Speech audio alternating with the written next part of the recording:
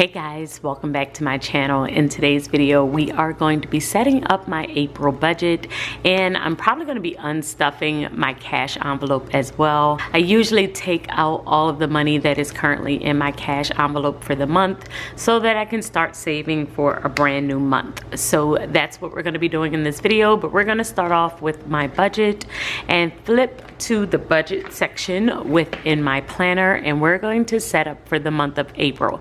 I'm going to start off by adding in my goals. I've been having the same goals for like the past year right now because I am currently saving and paying down debt, and so every single month I have a $2,000 goal. It's $1,000 going into my savings for the month and $1,000 going toward paying down debt.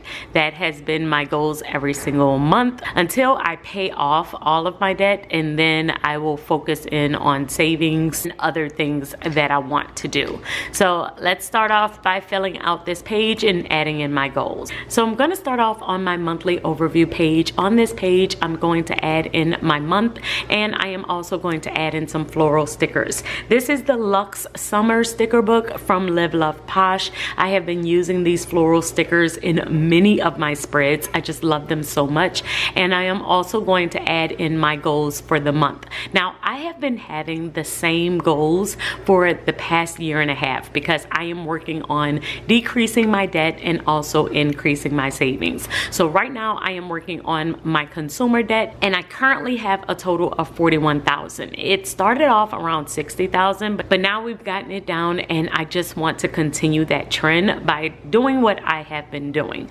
So my goal is to reduce debt by $1,000 and to increase my savings by $1,000, which my total savings is currently at $8,000. I am hoping to get it to $9,000 by the end of this month. So now that we have finished this page, we are going to flip over to my monthly calendar, and I am going to add in all of my bills for the month. Okay, so I'm starting off this month by deciding what my key is going to be. My key is where I pick a certain color for every single week. So this month we are going to do orange for the first week, yellow for the second week, magenta for the third, and green for the fourth. And I am going to add in all of these dots for my paydays and also all of my bills throughout the month. This helps me to easily see what payday is going to cover what bills, and then I will check them off as I go. Now, I normally split up my mortgage by 2 payments. Sometimes I will do 3, just depending on the particular month and if I have enough time, but I do like to split them up and do the half payment method. I've done a complete video on the half payment method and how it works, so I will link that above if you are interested in it. But I do like to divide up my bigger payments like my mortgage because it helps me to still have some money to do some other things within that same paycheck. And after I have added all of my bills in and I have color coded everything and added all of the amounts, I will also add an additional color for additional things that may be coming up throughout the month. Like this month is also my 15th wedding anniversary, and I know my husband and I are going to be doing some things. We're going to be spending money, we're going out, and so I do want to mark that off to remind myself to make sure that that's included within my budget. Most times I will use my sinking fund account for this, which is my short-term savings, but if I can add it within my monthly budget so that I don't have to pull out money out of my sinking fund, that's always a win. So I try to do that if I can, but if it's too much or it's going to blow my budget, then I will just pull money out of my short-term savings account. So now that we have added all of the bills and everything is down, the next thing that I'm going to do is flip over to my monthly budget, and I am going to fill out my monthly budget so that I can keep track of what the budget was and what we actually ended up spending for the month. So for my monthly budget this month, I'm decreasing how much I am currently paying myself because I really do want to focus in on my savings and my debt reduction. So this month we have a total income of $4,800, and then I'm going to list out all of my bills and the budgeted amounts for those particular bills for the entire month, and I am going to add all of those up. The total of these bills comes to $3,914.23. which leaves me with a balance of $885 for my variable spending.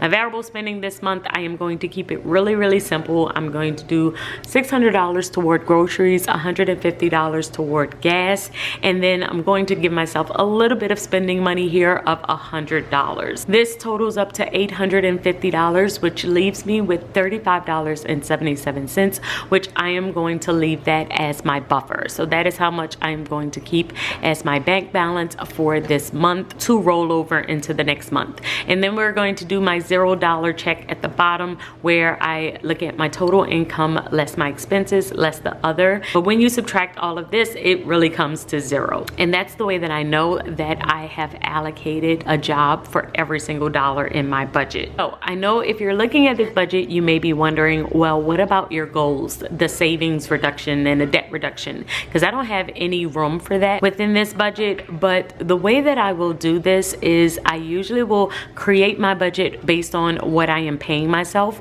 but I also have an extra set of money that I will put on my credit cards from my business. And so when I hit my goal or I hit more than what I am expecting, then I will take some money out and I will put it toward my savings, or I will take something out and I will pay down a card. So that's going to be the plan this month. I am going to be doing the same thing. We stick to this budget on the personal side so that any extra money can go toward debt reduction and increasing my savings. And I do the same thing with my savings. So I have been saving for the entire month. Every single month I will unstuff, and my last unstuffing video, I will link that above if you're interested in that one and my entire process.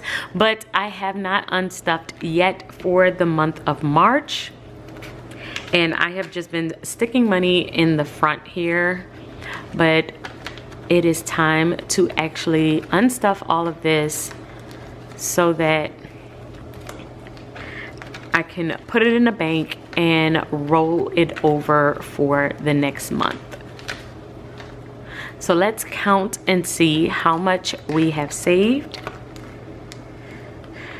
And I probably need a new tracker because I have been using this same tracker since the beginning of the year. So we are going to add this up to see how we did for this month.